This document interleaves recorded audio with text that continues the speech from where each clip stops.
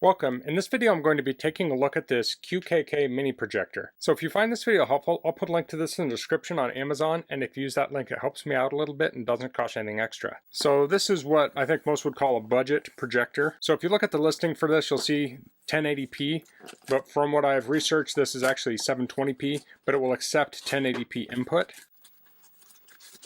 So there's the projector itself. Here's a warranty card. So here we have a mini tripod, power cord, analog cables, remote control, and HDMI cable. Here's the projector manual, declaration of conformity, and here's the projector itself.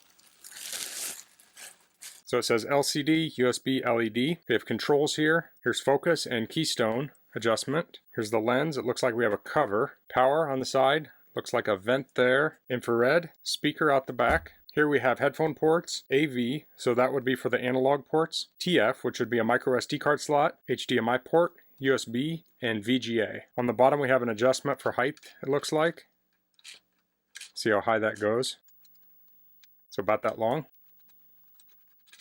And we have a tripod mount, so I think that would come in handy. You can mount this on a tripod so you can put it up a little higher, so you don't have to tilt it up and distort the image as much. Of course, it comes with a small tripod. So this is a hard plastic here, so it doesn't offer much resistance to sliding, and it has this little tab here, so it's spring-loaded. It's a little bit of rubber here. So this isn't a super high-quality little tripod here, but I guess it would do the job if you don't have something better. Here's the remote.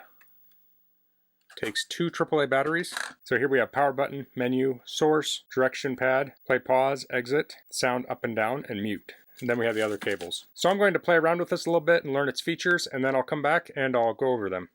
Okay, I have the projector plugged in. I'll turn it on.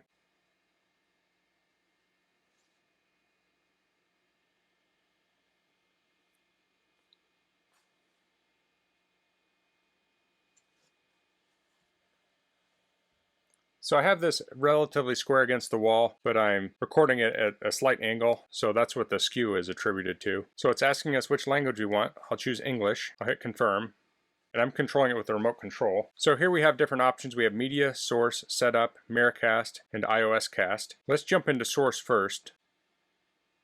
And I'll choose HDMI, and I have a Nintendo Classic hooked up to this. I'll turn it on. So the fan on this projector is pretty loud, so I don't think you're going to want this in a high-end theater. Okay, so this loaded. On the direction pad on the device, I'll press to the left and that will turn the volume down. Actually, I'll turn this all the way up real quick just to see how loud it is. So it has decent volume. It would be good in a small, intimate setting. If you're outside using this, say on the side of a building, you may want some external speakers. So the image here is pretty sharp. Now when I have this pretty much directly straight onto the wall on a tripod. When I tried to play with it at a skew, so I set the keystone and everything, it was unfocused in certain areas. I couldn't get the whole screen to be sharp. And even now, it's not perfect, but this is a budget projector, so you can't expect perfection out of this. It certainly is good enough for general gaming and movie watching and such. Now, if you're doing detailed work where you have spreadsheets where you want all of the figures to show up perfectly, that could be an issue. So I'll play just a little bit here. And I'm projecting this onto a masonry wall right now that's painted white. So you can kind of see the little line there.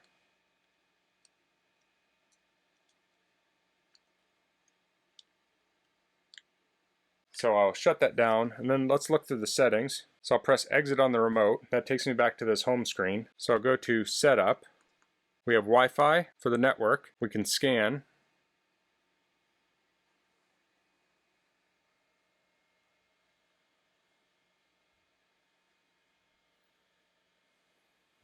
So I'll choose my access point. I'm not seeing any of my 5 GHz Wi-Fi access points on here, so I'm guessing this supports 2.4. I'll enter in my password, and I'm blurring all this out, obviously.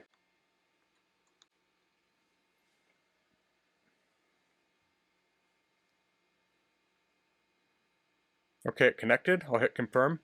Next I'll go to projection mode. We're currently using front desktop, but if I press to the right, we have rear desktop. Then we have front ceiling and rear ceiling. So it has different modes depending on how you place your projector. Next is advanced. We have language. I have mine set to English. We have boot source. We can have home, HDMI, VGA, AV, media. So what you could do is set this up so it always boots to HDMI. So if you have this in some sort of a presentation mode, you don't have to go in and change the source to HDMI each time. Here's a sleep timer. We have 10 minutes, 20 minutes, 30 minutes, 60 minutes, 90, 120, and off. We have iOS play mode. We have screencasting HD, screen mirroring HD, screencasting SD, screen mirroring SD, and then back to screencasting HD. We have mirrorcast play mode is SD or HD, local update, online update, and restore factory default. So let's try the online update, see if anything comes up. It says I'm on the latest version. Next we have information. Model number is mini projector. The memory is 2 gigabits. Extended storage is 2T USB, and the software version is there too. I'll press exit on the remote and we're back to this screen. Next we'll take a look at the iOS cast. So I'll be using an iPad here. I'll click on iOS cast. I'll open up Control Center on my iPad. I'll tap screen mirroring. I'll choose ZYcast 260E. It says enable to connect. I'll hit OK. I'll try it again. Okay, that's working now. So I think the problem was I was actually recording my screen, so I stopped recording it. So now you can see my iPad screen here. I can play a video. Okay, now it went away, but I think it'll connect back up here. Okay.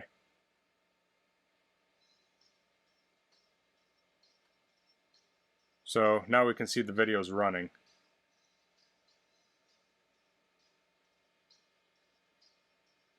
I can pause it. Let's see. So there's a big delay when I paused it. I'm going to try a game now and see how that works. This isn't typically a game you'd project on a wall, but seems to be working. Seems to be pretty low latency. There's a little bit of delay there. Okay, so if I want to stop casting, I'll open up Control Center, I'll tap the casting and say stop mirroring, and it will turn off. Okay, so I'll go back to the main menu. I'll insert a micro SD card. I'll go to media. I'll go to TF card. So I have a photo on here. Let's see if I can get that to come up.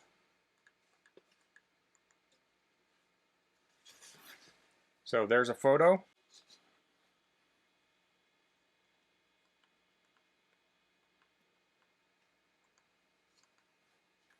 Here's a movie.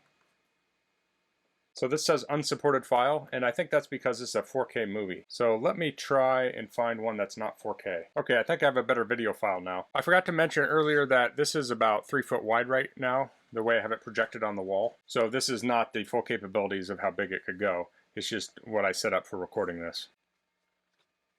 So this is a video recorded with H.264 encoding. There we go. Let's see if we can fast forward.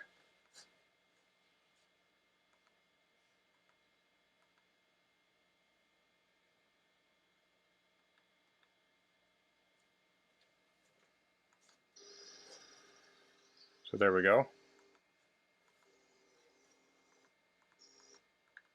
Let's see what more has under it. Well, here's settings. So we have image mode, aspect ratio, brightness, contrast, color, sharpness, and sound mode. More, we have subtitle, audio, and repeat. So you could set this up on repeat. So if you had this in a store, projecting on a wall, some promotional video or something, you could set that up on a loop. So I'd say the video quality of this looks very good at this resolution, projected at this size. So like I said earlier, this is a 720p projector, so you can't expect super high resolution images out of this, but for casual video watching, this seems to work pretty good. So that's the QKK mini projector. That's all I'm going to cover in this video. If you have any questions, please leave them in the comments. If you like this video, please click like. If you haven't subscribed to my channel, I'd appreciate if you could do that. And thanks for watching. Until next time, goodbye.